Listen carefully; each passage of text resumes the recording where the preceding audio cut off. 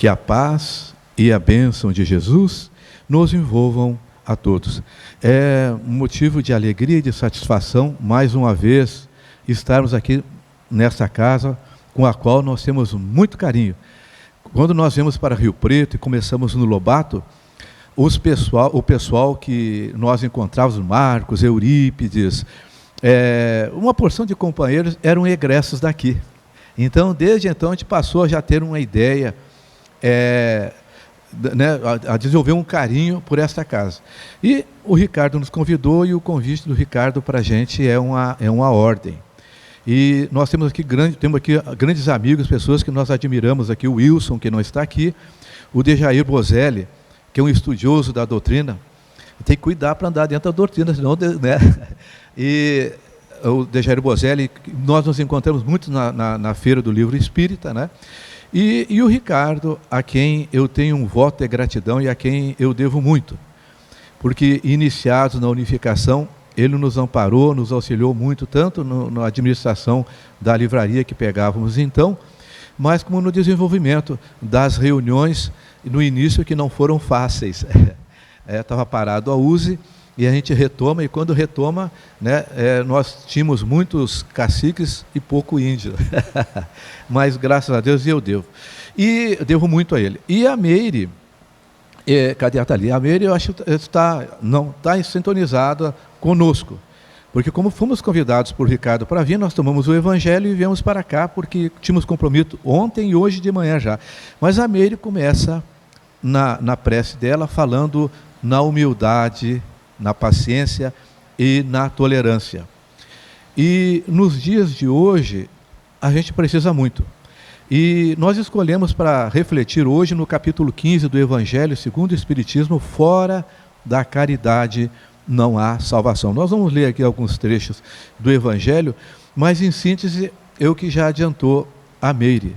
Nunca nós precisamos tanto quanto hoje da humildade, da paciência, mas principalmente da tolerância. Nós estamos muito intolerantes nos últimos tempos. É natural que nós, por um certo momento, nos sintamos cansados, né? Por um momento, mas nós não podemos, nós que estamos aqui na pátria, do coração do pátria do Evangelho, e que não interessa qual a religião em que nós encontramos, qual a designação, qual a denominação, o Cristo nos aponta, nos conclama e exemplificou a postura que devemos ter um para com os outros. É o exercício dessa fraternidade, independente de posicionamento político, em detrimento de raça, de posição social.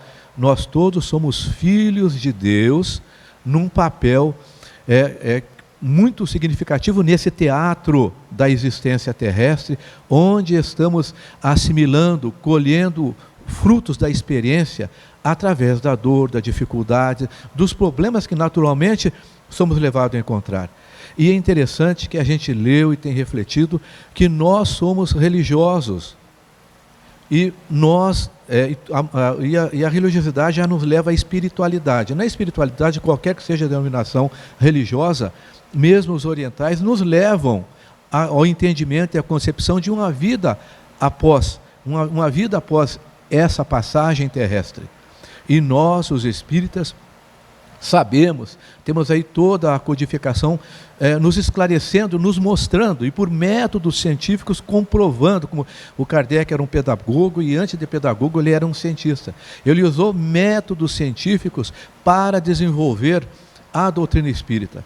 Então, e a gente acha, muitas vezes nós agimos como materialmente, como fôssemos materialistas, nos esquecendo dessa imortalidade da alma, dessa multiplicidade de existências.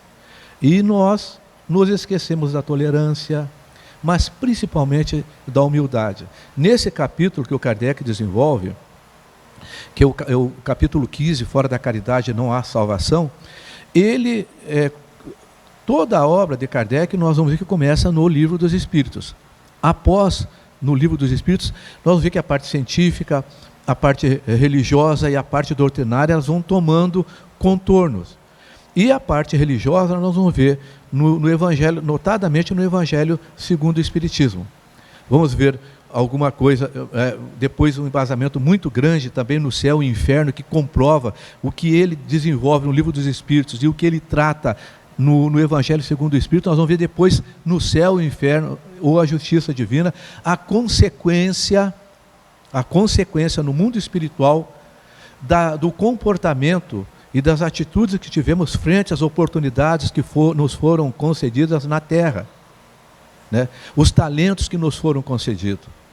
Alguns de nós vemos com a saúde, com dinheiro, outros de nós pobres, doentes, outros com dificuldades, mas todos esses nos esquecemos que nós somos mordomos da misericórdia divina, recebendo valores que nem mereceríamos. Nós temos visto na literatura que e alguns oradores, estudiosos falando que às vezes nós temos um corpo perfeito que nem mereceríamos ter, em funções dos nossos erros do passado, do nosso comprometimento. Dinheiro, situações, amizade, família, e nós estamos tendo.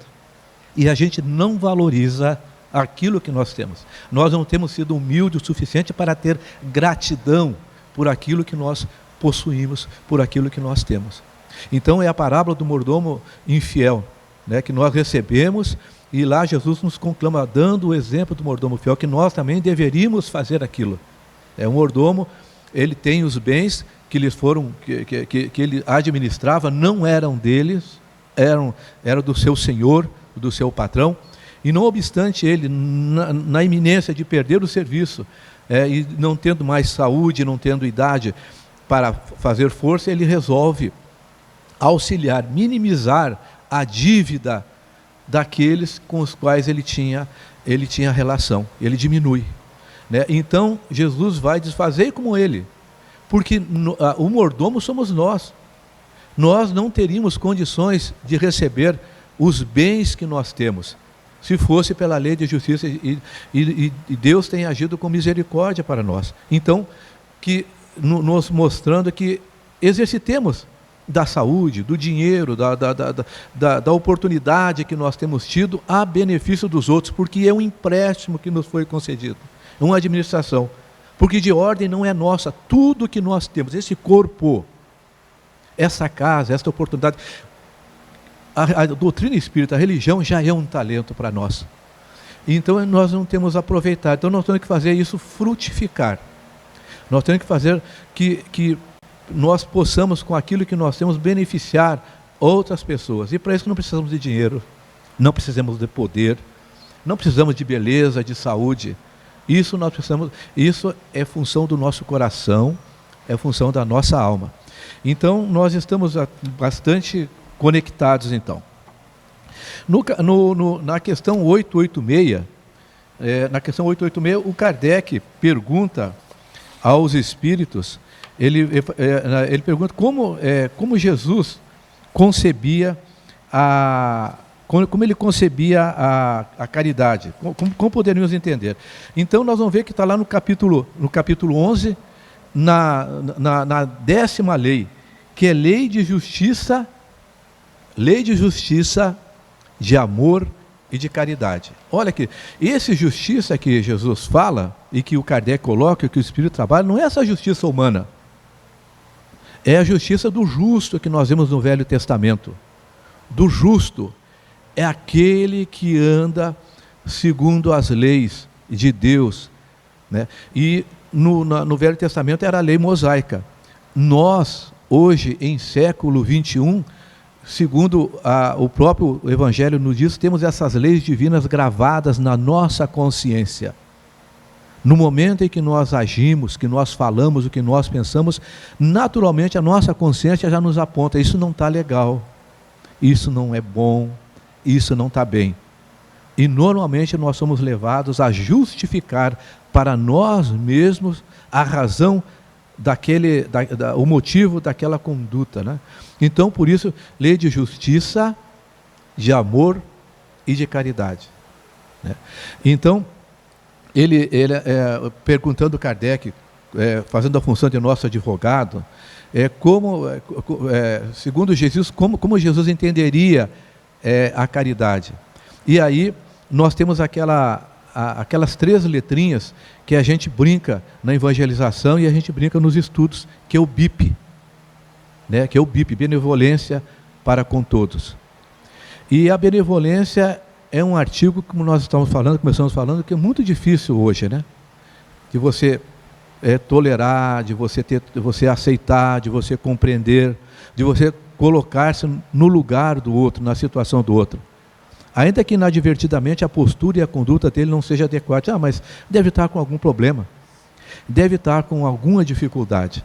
E nesse aspecto eu vou dar um exemplo fático de uma companheira da nossa casa, de Rodrigo Lobato, de como que é a coisa. Ela morava na Zona Norte, hoje não mora mais lá, morava na Zona Norte, e ela é professora, e ela levantava às 6 horas da manhã para buscar pão para ela e para o café da família.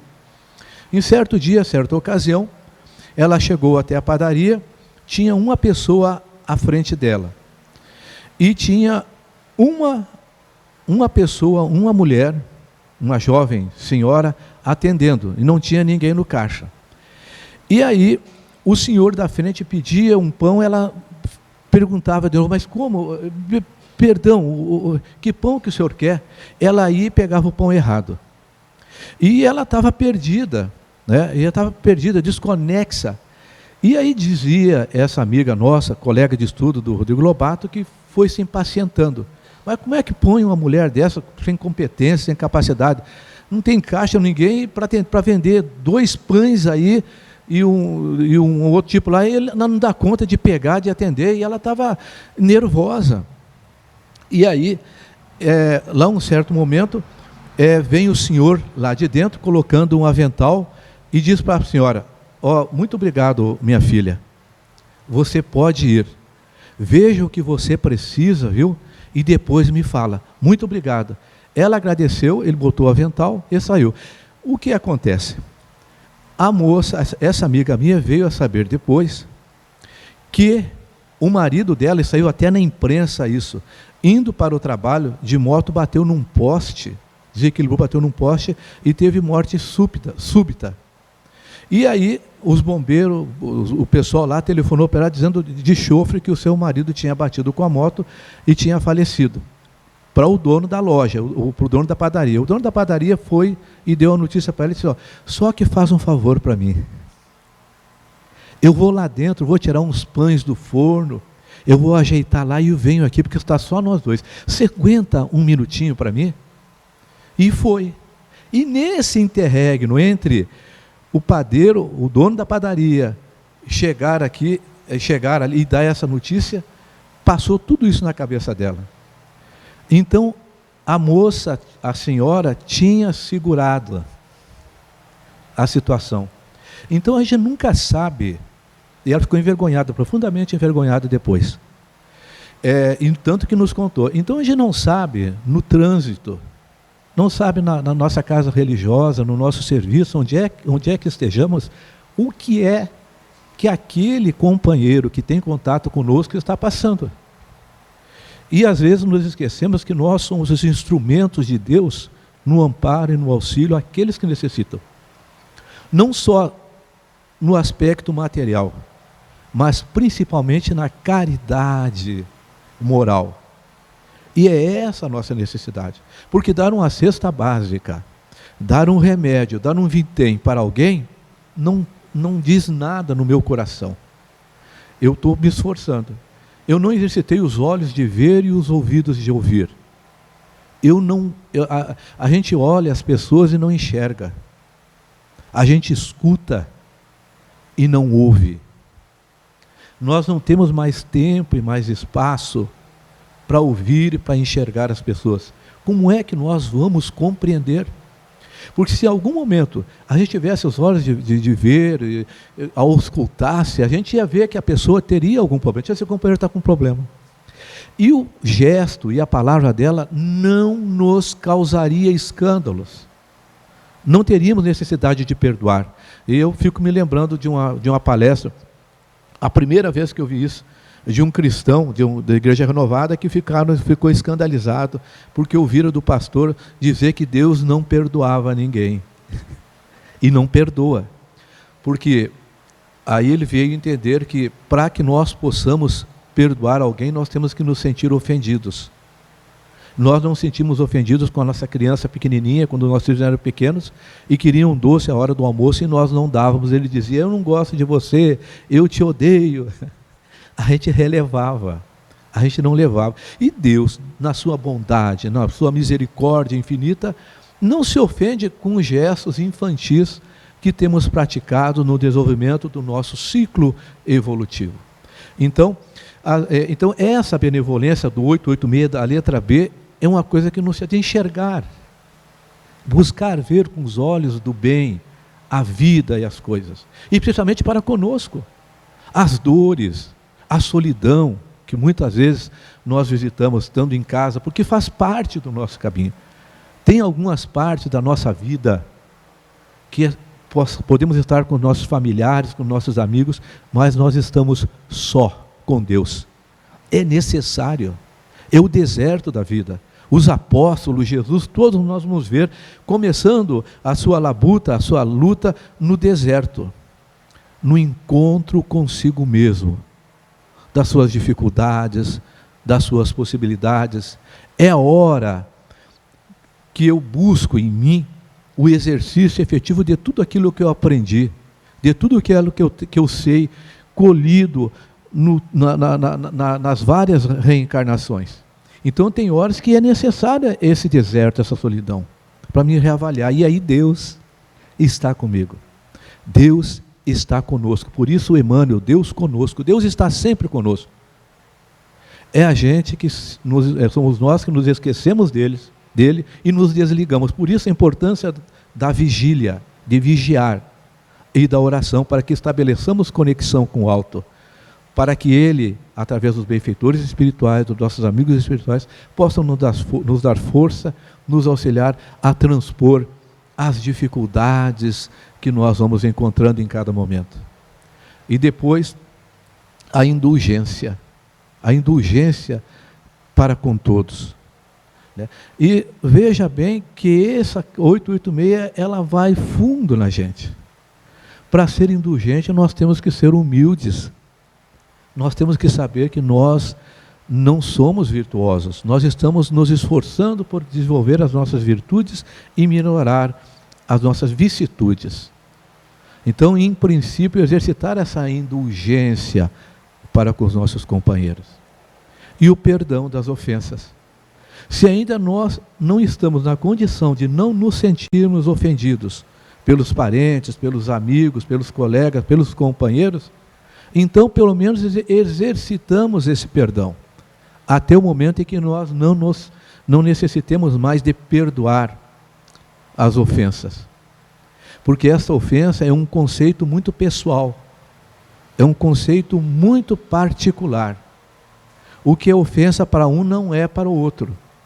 Então, nós estamos sendo convidados. Então, nessa 886, que é lei de justiça, de amor e caridade, Kardec passa a desenvolver no capítulo 15 do Evangelho segundo o Espiritismo. E aí, eu peguei aqui uma passagenzinha que nos fala muito nesse aspecto.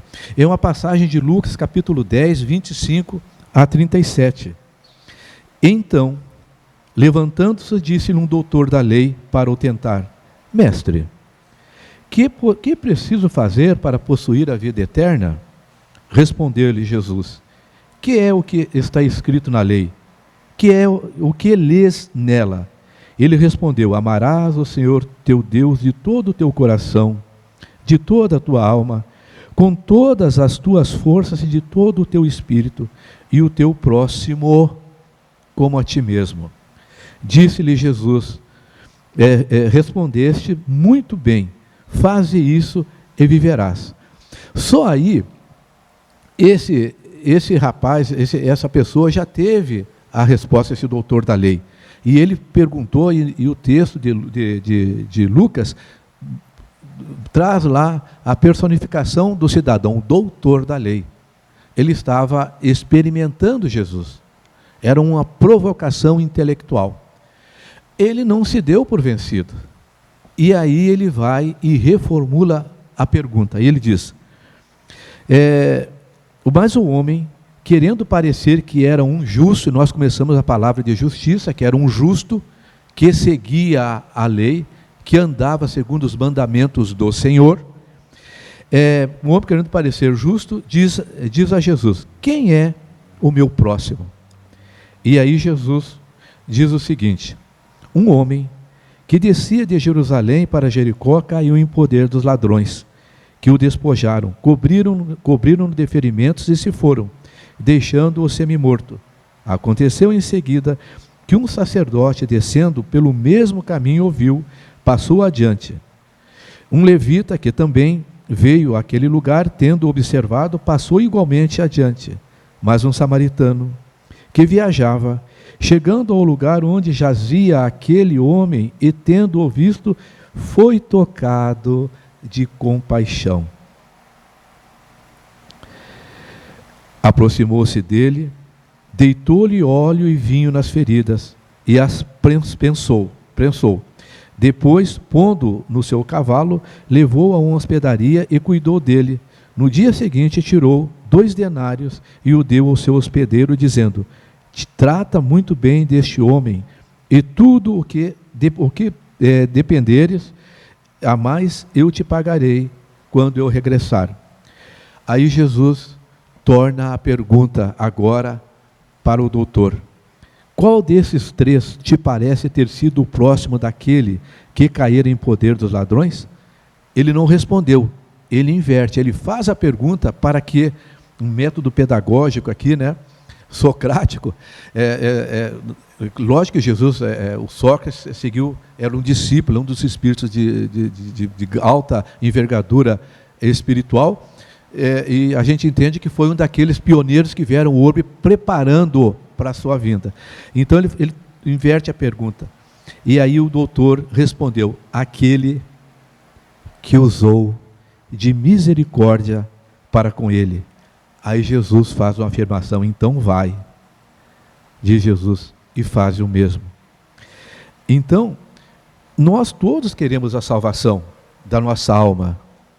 Essa salvação da alma, segundo o Evangelho, é a conquista do reino dos céus, do reino de Deus. E que Jesus já aponta no seu Evangelho que o reino de Deus está dentro de vós. Porque a gente busca aqui, ali, acolá, no Velho Testamento, e Jesus faz essa transição desse reino já nos apontando.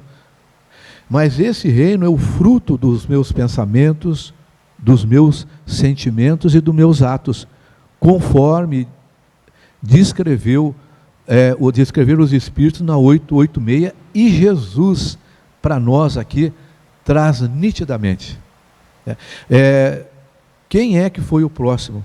Então nós vamos ver que o doutor da lei, em tese, teria a obrigação religiosa e social de socorrer. E a gente, fazendo justiça, sabe que eles tinham todo um processo de purificação. E o homem descia de Jerusalém para Jericó. Ele vinha da cidade sagrada, da cidade santa, para o centro comercial. Era uma figura espiritual Jerusalém e uma figura material Jericó, dos interesses humanos, e Jerusalém dos interesses celestes. Então, provavelmente ele teria feito a purificação e ele não poderia tocar, mas ele passa. Vem um levita, que também, no nosso entendimento, deveria, porque é um religioso. Se qualquer um tem que fazer, nós que somos religiosos, que conhecemos da justiça divina, da lei divina, dos mandamentos divinos, deveríamos fazê-lo, e ele não faz. Não obstante, o doutor da lei é obrigado a ouvir que aquele que se portou como próximo daquele doente era justamente aquele que era recusado, que era reprovado, que era causa de asco entre os fariseus, entre os saduceus, entre os religiosos, que era um samaritano. Porque a Samaria ficava entre a Judéia e a Galileia, e foi o povo que mais sofreu incursão. Foram levados, e é onde mais os gentios, os povos que invadiram ali a Síria, Babilônia, que mais invadiram foram ali. Então tinha uma miscigenação, então eles eram jogados de lado. E não obstante, aquele que faz isso é justamente aqueles que para eles era pedra de tropeço. Então, mostrando para nós, aqui desde já aqui, que o fato de sermos, nós estamos convidados a fazer o bem independente da religiosidade, da denominação. O que vai nos fazer diferente quando chegarmos à vida espiritual é aquilo que nós efetivamente fizemos. É aquilo que nós fizemos aqui. Então, é a forma pela qual nós nos comportamos. E aí, esse samaritano, ele conforma o ensino e a provocação de Jesus no que deveria fazer para conquistar o reino dos céus. Então, nós também estamos nesse caminho. O que é que nós devemos fazer para nós? E nós já sabemos o que. Não podemos perguntar para Jesus nem a ninguém. Nós sabemos o que nós devemos fazer. Então, esse capítulo 15, ele é grande, o nosso tempo é pequeno, mas aqui está, que é a lei de justiça, de amor e de caridade. E essa justiça de ser justo é de aplicação daquilo que Jesus nos ensina. Nós temos lá os 10 mandamentos e depois nós vamos ver Jesus mostrando claramente, não só nos estudos, nos ensinos, mas na postura de como deveríamos nos comportar. Então, hoje, a caridade, e esse dístico fora da caridade, que quem fala é Paulo, ele faz isso em oposição ao dístico católico, que fora da igreja não há salvação.